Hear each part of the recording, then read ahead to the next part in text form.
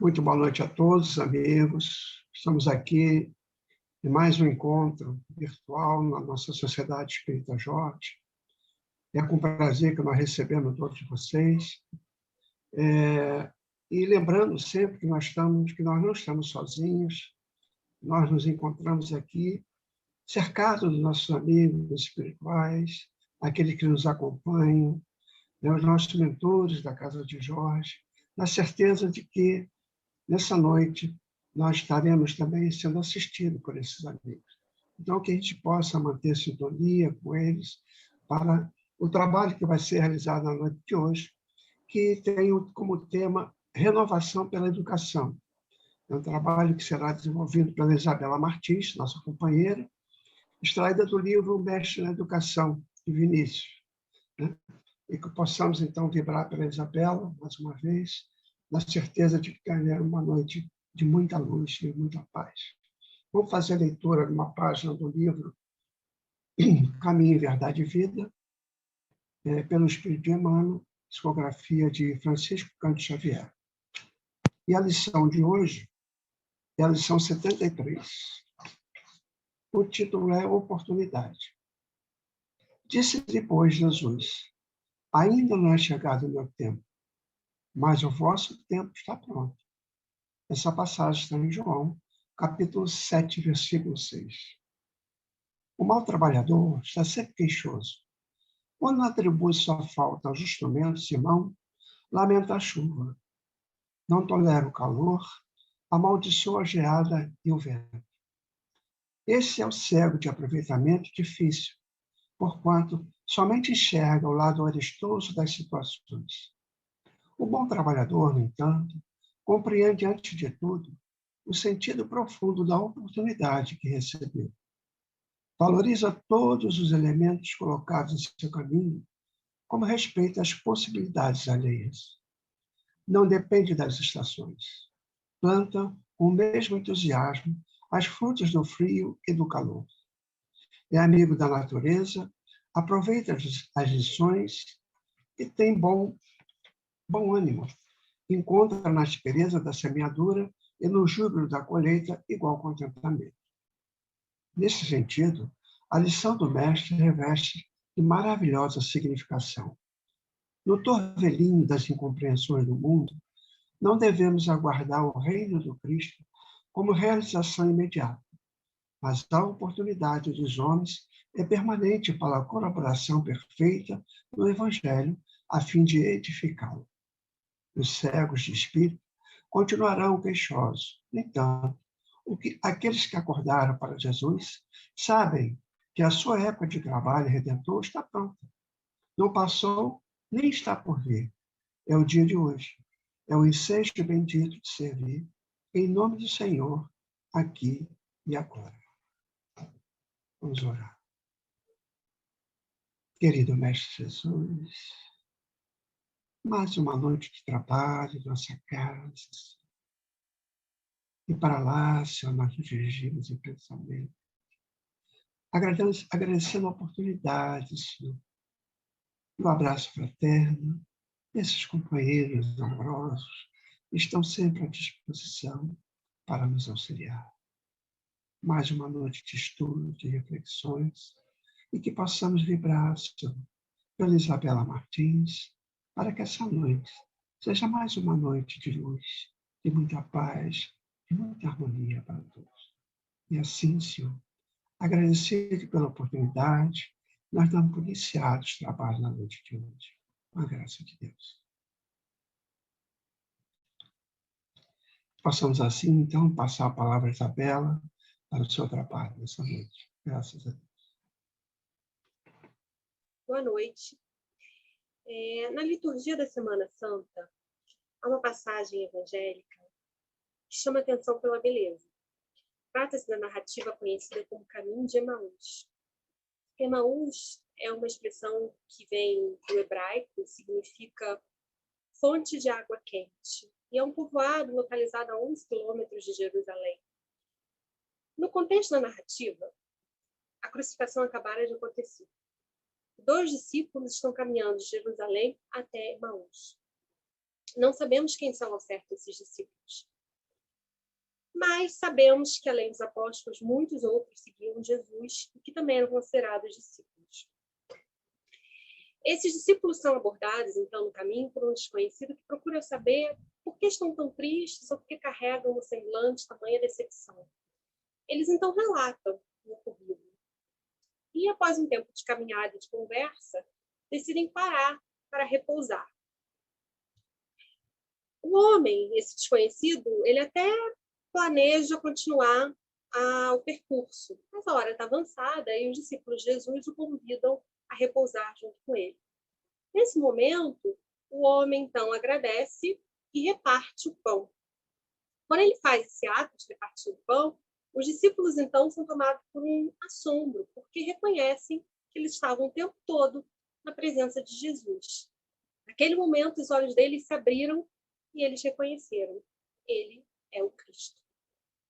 O educador e escritor Rubem Alves costuma dizer que o ato de ver não é algo natural, precisa ser aprendido. E essa deve ser a primeira, se não principal tarefa da educação: ensinar a ver. Pedro de Camargo foi um educador paulista, grande divulgador da doutrina espírita, e como referência na educação, ele queria criar, né, um Instituto Educacional Espírita, fato que veio a se concretizar. Servindo a doutrina por mais de 50 anos sob o pseudônimo de Vinícius, ele nos legou alguns livros que procuraram reforçar o papel de Jesus como educador. Em O Mestre da Educação, logo nas primeiras linhas, ele procura destacar que, entre os diversos títulos atribuídos a Jesus, 2 são bastante significativos: Mestre e Salvador. E aí, como mestre, né, Jesus desperta as faculdades que jazem dormentes e ignoradas no âmago do eu ainda inculto. A missão do mestre não consiste em introduzir conhecimentos na mente do discípulo. Se este não se dispuser a conquistá-los, jamais os possuirá. O mestre dirige, orienta as forças do discípulo, colocando em condições de agir por si mesmo na conquista do saber. Para que a comunhão entre o mestre e o discípulo seja um fato, é absolutamente indispensável o concurso, a cooperação de ambos. O termo comunhão significa mesmo correspondência íntima entre 2 ou mais indivíduos identificados num determinado propósito. E essa comunhão, ela pode ser conseguida através da obediência do princípio de que todos somos filhos de Deus, todos temos a mesma origem, e da paternidade divina decorre a fraternidade humana. E quando a gente aplica esse princípio em nossas vidas, quando vivenciamos esse princípio, a gente consegue entrar na comunhão, na correspondência íntima com o Mestre. Lógico que isso não é fácil, né? E talvez a dificuldade resida no fato de que acreditamos que olhar o outro como ser humano igual a nós é algo natural, quando na verdade é um processo de aprendizagem. O escritor moçambicano Nha Couto escreveu um texto intitulado Murar o Medo, em que ele diz o seguinte: o medo foi um dos meus primeiros mestres. Antes de ganhar a confiança em celestiais criaturas, aprendi a temer monstros, fantasmas e demônios. Os anjos, quando chegaram, já era para me guardarem.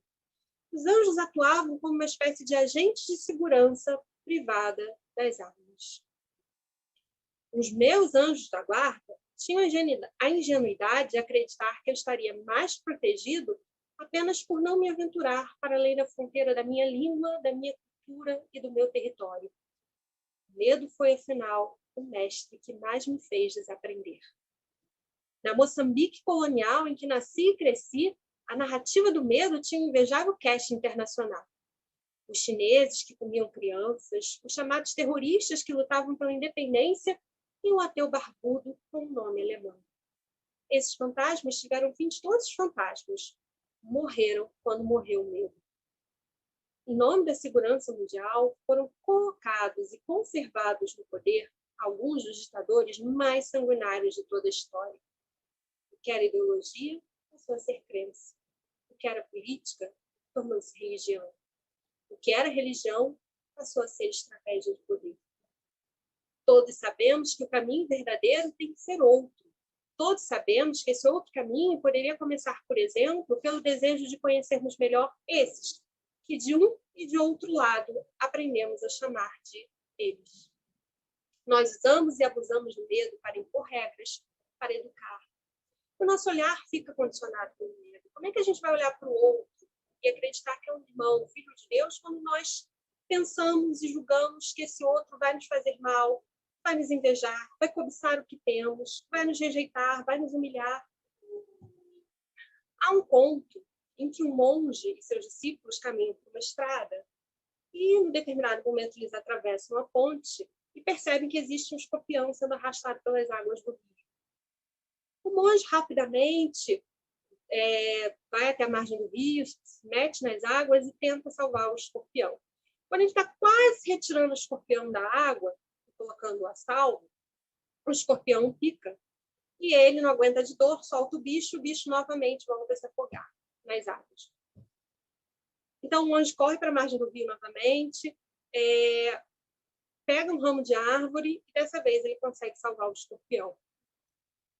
E aí os discípulos, ele se reúne com os discípulos que ficam penalizados e perplexos com a situação e falam para ele: puxa, mestre, deve estar doendo essa picada. Mas por que o senhor foi salvá-lo? Deixasse se afogar. Menos um, né?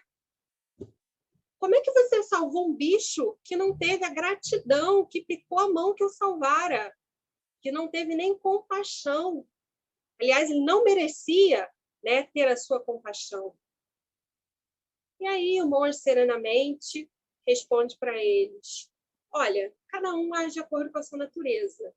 Ele agiu de acordo com a dele, eu agi de acordo com a minha. E o interessante dessa narrativa é que quando nós a ouvimos, a grande maioria, e eu me incluo nesse grupo também, pode pensar assim, né? Eu sou o monge, eu sou esse ser sábio, sereno, que consigo fazer, né, tomar as melhores atitudes, independente das atitudes alheias. Eu gostaria de saber quantos de nós conseguimos ouvir essa narrativa e pensar: puxa, será que eu sou o escorpião? Porque nós também picamos, nós também carregamos veneno. E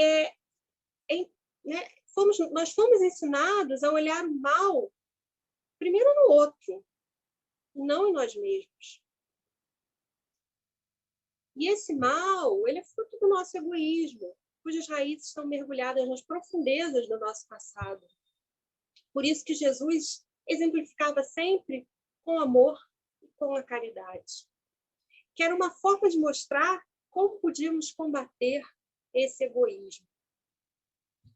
No seu ministério terreno, Jesus pôde conviver com gente de diferentes classes e condições sociais. E isso permitia que ele tivesse oportunidades, né, de oferecer lições sobre o reino de Deus. E numa dessas oportunidades, ele encontra um doutor da lei que está ali desejoso de testá-lo. E esse doutor da lei, ele gostaria de saber como é que ele poderia herdar a vida eterna.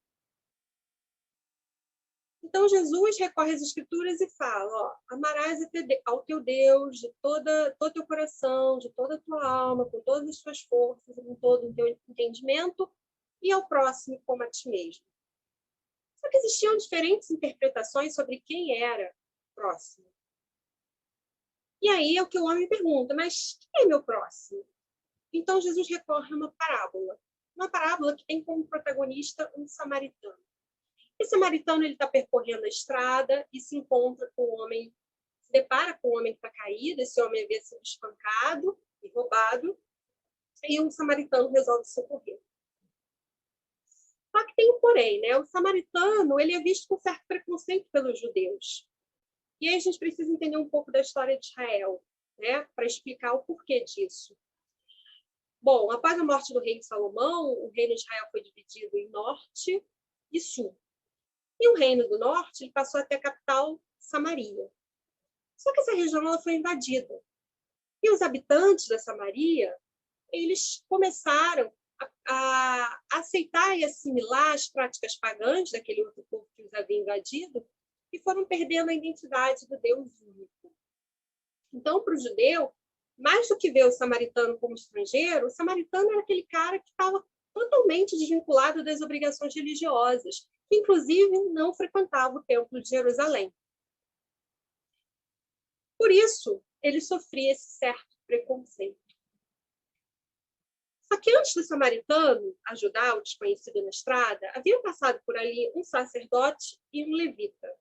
Ambos os homens eram intimamente ligados a práticas religiosas. Porém, não socorreram o homem que se encontrava caído por uma questão de pureza ritualística. Eles não podiam se contaminar ou se sujar com o sangue daquele homem. Então, eles colocaram a lei humana à frente do mandamento divino. E Jesus, quando termina a parábola, ele devolve a questão para o doutor da lei. Né?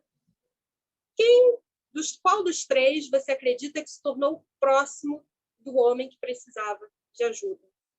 E o método, né, é de não responder, mas de devolver com uma outra questão, permitindo que as nossas potencialidades latentes possam despertar e promovendo também a reflexão, de forma que nós consigamos pensar por conta própria. E dessa forma, né, ao inverter a lógica, Jesus também nos leva a concluir que não somos nós quem definimos quem é o nosso próximo. Nós, no sentido de não somos nós que oferecemos ajuda que definimos quem é o nosso próximo. Não são os nossos critérios, não é a meritocracia que vai dizer quem pode ou quem não pode ser ajudado. Mas é a pessoa que passa por aquela situação de dificuldade, seja ela qual for, que vai saber dizer quem se tornou próximo a ela no momento em que ela merecia compaixão. A gente está vivendo um período muito difícil, um período em que muitos já devem ter notado que a população de rua cresceu. E a miserabilidade também aumentou. E quando eu penso, né, nessa história do samaritano e tento transferir ela para os dias atuais, eu fico pensando quem seríamos nós quando passamos por alguém que está com dificuldade ou que está vivenciando a miséria no seu mais amplo sentido. Nós somos os sacerdotes, o sacerdote levita, que passam e fingem que não existe um ser humano vivendo abaixo da linha de dignidade, ou nós somos o samaritano que procuramos ajudar a revelia de critérios ou a revelia da meritocracia. E ser samaritano e ajudar não significa que a gente tem que sair por aí ajudando e acolhendo todo mundo, não. Mas que, se a gente tiver uma condição, né, de oferecer uma ajuda material, se você sentiu que determinada situação apertou o seu coração e que você pode oferecer uma ajuda material, por que não? Se você não puder oferecer ajuda material, tem a possibilidade de você fazer uma prece. Ou ainda, você também pode apelar para o seu papel de cidadão e pressionar os governantes para que eles encontrem uma solução para todos, de uma forma geral. Porque, como diria um brilhante educador brasileiro, Paulo Freire, a educação é um ato de amor, a educação é um ato de coragem. E não devemos temer a análise da realidade. Análise da nossa realidade enquanto indivíduos e análise da realidade que nos cerca. E Jesus e seu grupo, eles tinham uma nova interpretação da lei, da salvação dos pobres, da vida, e, consequentemente, também uma nova interpretação de Deus. Isso fica claro numa passagem evangélica que está presente apenas no Evangelho de Marcos, que é a parábola dos 2 filhos, em que Jesus narra a história, né, de um homem que tinha 2 filhos, e esse homem, então, chama o primeiro filho para trabalhar na vinha. E aí o primeiro filho responde para ele, olha, eu não vou. Mas depois o primeiro filho se arrepende e vai. Aí ele chama o segundo filho. O primeiro filho diz, eu vou, mas não aparece. Aí Jesus pergunta, qual dos 2 filhos foi mais obediente à vontade do pai? E seus discípulos respondem, o primeiro. E Jesus, então, conclui: em verdade vos digo que publicanos e meretrizes entrarão no reino dos céus antes de vós. Esse tipo de postura de Jesus fazia com que ele fosse atacado, perseguido e culminou, inclusive, na sua condenação. Rubem Alves tem uma história, um texto, que, segundo ele, é uma reinterpretação de um conto elaborado por Gabriel Garcia Marques, que também, segundo ele, é a história mais fantástica jamais escrita. E essa história, né, ela conta sobre uma aldeia de pescadores no fim do mundo, onde a monotonia e o tédio haviam se apossado dos corpos dos homens e das mulheres, de sorte que dos seus olhos fugira toda a luz, e ninguém esperava receber das palavras de qualquer um fosse beleza, sorriso, amor. Era a eterna repetição do mesmo enfado, do mesmo tédio. Foi então que o menino avistou no mar uma forma flutuando ao longe, diferente de tudo que ele já havia visto. Ele gritou e todos vieram correndo na esperança de que talvez ali tivesse uma novidade que pudesse modificar aquele cotidiano deles. E ficaram parados na praia, né, esperando que o mar, sem pressa, depositasse na areia, né, o que seria aquilo que eles haviam avistado ao longe. E quando o mar deposita na areia, eles percebem que se trata de um morto, de um desconhecido, alguém que eles não sabiam quem era. E o morto, ali, a roupa dele está toda coberta de algas, líquens, das coisas verdes do mar. E apesar disso, de ser um desconhecido, eles não saberem quem era aquele homem, eles entendem que só tem uma coisa a ser feita: enterrá-lo. Só que naquela aldeia, o costume era que as mulheres preparassem o sepultamento.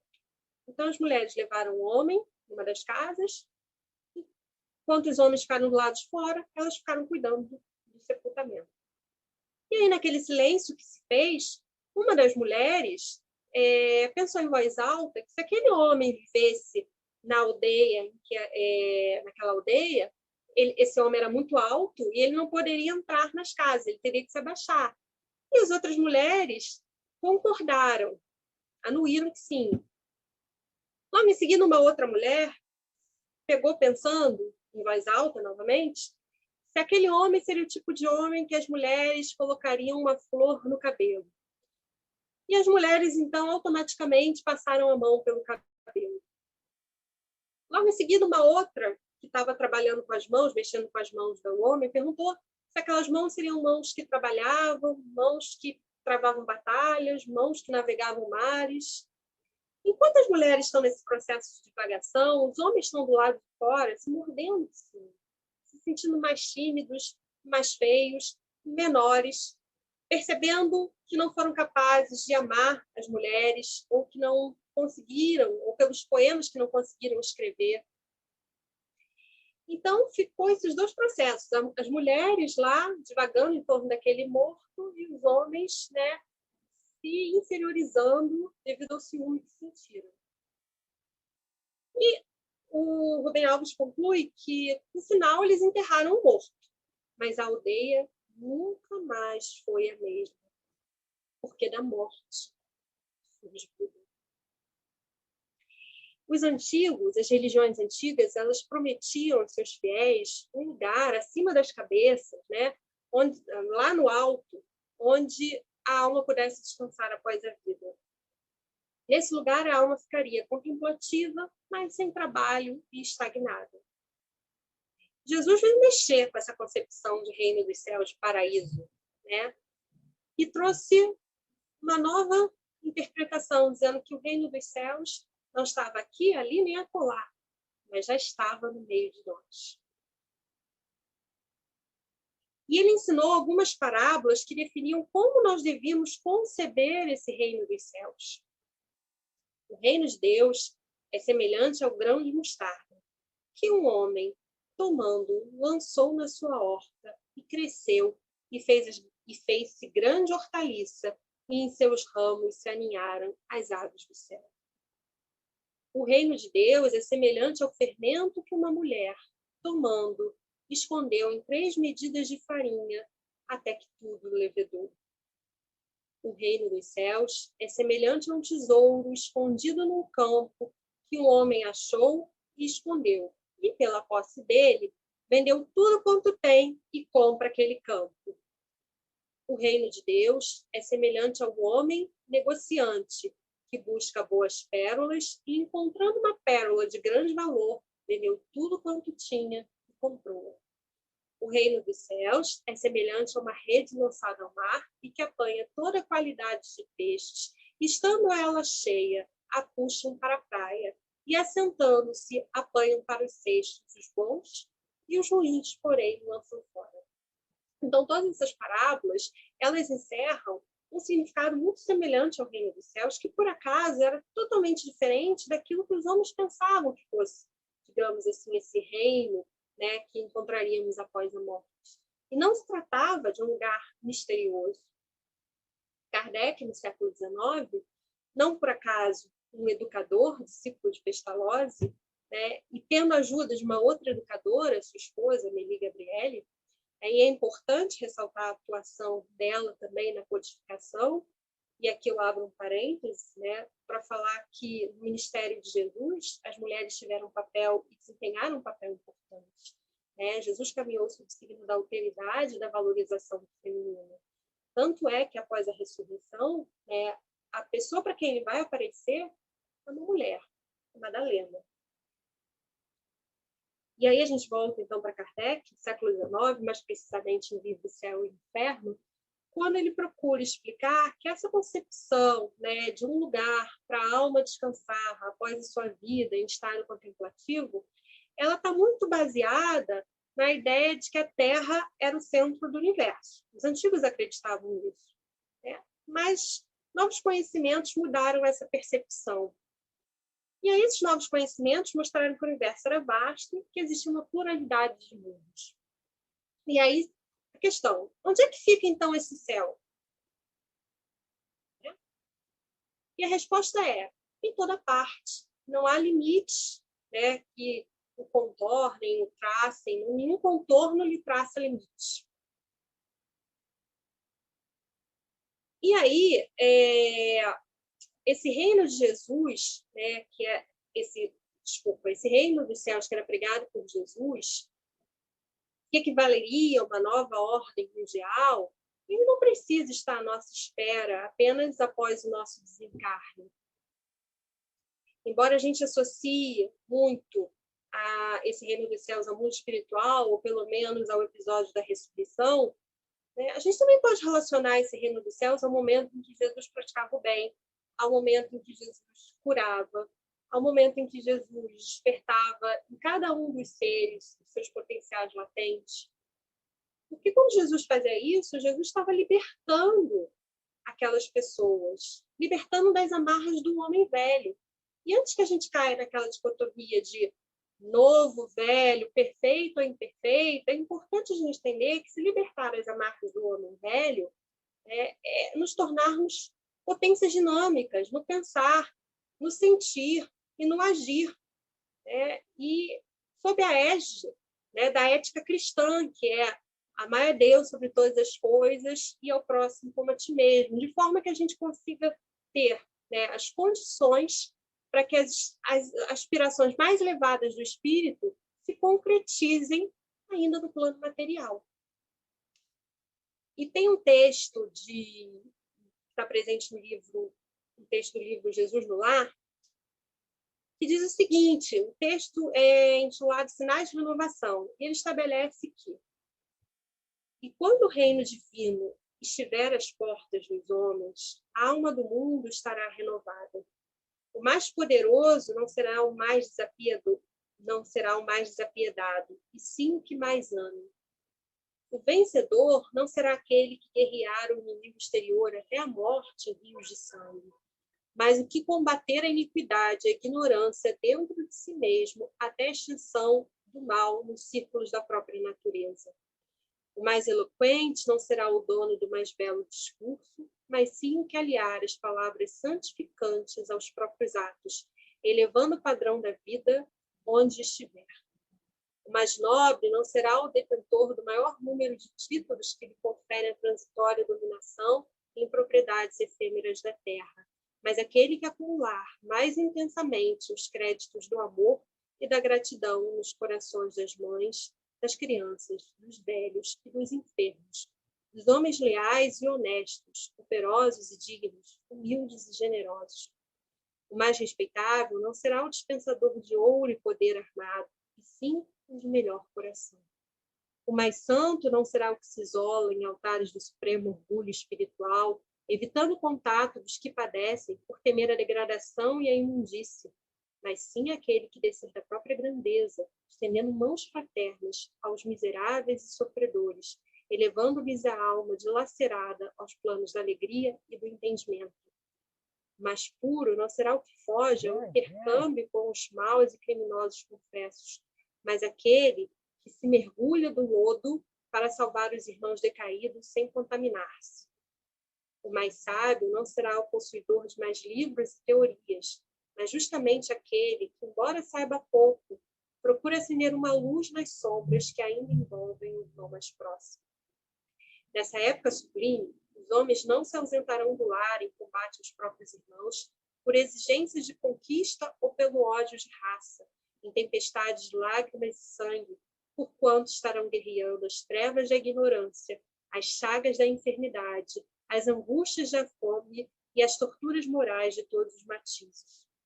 Quando Ará de substituir o carro suntuoso dos triunfadores nas exibições públicas de grandeza coletiva, quando o livro edificante absorver o lugar da espada no espírito do povo, quando a bondade e sabedoria presidirem as competições das criaturas para que os bons sejam venerados, quando o sacrifício pessoal, em proveito de todos, construir a honra legítima da individualidade, a fim de que a paz e o amor não se percam dentro da vida, então uma nova humanidade estará no berço luminoso do divino reino. Vivenciamos um momento doloroso de profundas transformações no orbe terrestre. E é imperioso que nos questionemos, nesse momento, o que nós estamos aprendendo.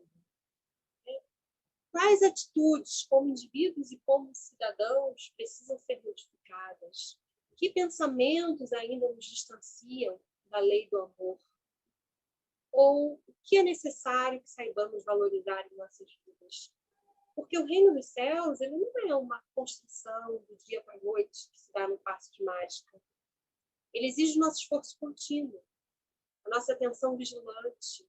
E ele é feito com os nossos melhores pensamentos, sentimentos e atitudes. Por muitas vezes, Jesus nos ensinou e ofertou lições duríssimas, como amar os nossos inimigos, perdoar quantas vezes fosse necessário, dar a outra face. Lições mais duras, às vezes, até do que aquelas determinadas pela lei mosaica. Mas talvez a dureza estivesse nos nossos corações, ainda preso à animalidade dos instintos e das paixões, e o que nos torna, dispostos a aceitar aquelas soluções superficiais que parecem momentaneamente satisfazer as nossas necessidades.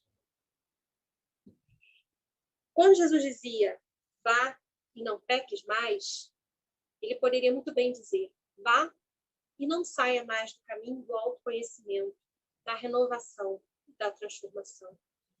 Esse caminho que é produzido, que é conseguido através da educação e da autoeducação. Para encerrar, eu gostaria de deixar com vocês um conto que eu gosto muito, que diz que um homem foi convidado por Deus a conhecer o céu e o inferno. Então, primeiro ele vai conhecer o inferno, e quando ele chega no inferno, ele vê que existe uma sopa sendo preparada e tem toda a aparência de um banquete, mas as pessoas se encontram famintas e estão com aquele aspecto de sofrimento. E aí ele percebe que as pessoas estão segurando uma colher muito grande e essa colher, com essa colher eles conseguem alcançar o caldeirão, mas não conseguem levar comida à boca. E aí ele vai para o céu. E no céu, ele se vê a mesma cena, a mesma situação, um banquete. aquela mesma sopa sendo preparada, as colheres gigantescas, só que no céu, ao contrário do inferno, as pessoas estão alegres, felizes, saciadas. Quando termina a visita, né, ele fala com Deus, olha, mas eu não entendi, né, por que a situação é a mesma nos dois ambientes, mas as pessoas estão diferentes, né? No inferno as pessoas estão tristes e no céu as pessoas estão felizes. Então Deus fala para ele, é porque no céu as pessoas aprenderam a dar alimento umas às outras. Então, que a gente não se esqueça do exemplo de Jesus, sempre nos ensinando sobre o amor, sobre a caridade, nos conduzindo ao processo de renovação. Que a gente consiga ouvir as palavras do Mestre de vá e não peques mais, e entenda como vá, não deixe de se autotransformar, se auto-renovar. Eu costumo dizer que o discípulo do Mestre não é somente aquele que serve o Cristo, mas aquele que incessantemente busca o autoconhecimento. Muita paz a todos. Então, meus amigos, muito boa noite, né? Pelo esse trabalho que a nossa companheira realizou. Nós agradecemos a Isabela pelo seu esforço, pelo seu carinho. E vamos, então, agora encerrar essa atividade, agradecendo a oportunidade de vocês e a oportunidade de estarmos também cercados por esses amigos espirituais. Vamos orar. Jesus, bom e amado Mestre, aos mentores espirituais da Casa de Jó, que as tuas bênçãos, Senhor, possam, nesse momento, recair sobre todos nós, refazendo as nossas energias, a nossa esperança no futuro melhor, o bom ânimo, Senhor, para que nós possamos continuar com fé e coragem nessa caminhada junto de Ti, Senhor. Abençoe a noite de hoje, Senhor. Abençoe nosso planeta, abençoe o nosso país, abençoe nossa cidade, a nossa casa de Jorge. Fique conosco, Senhor. Graças a Deus. Obrigado, meus amigos. Muita paz a todos. Até a próxima.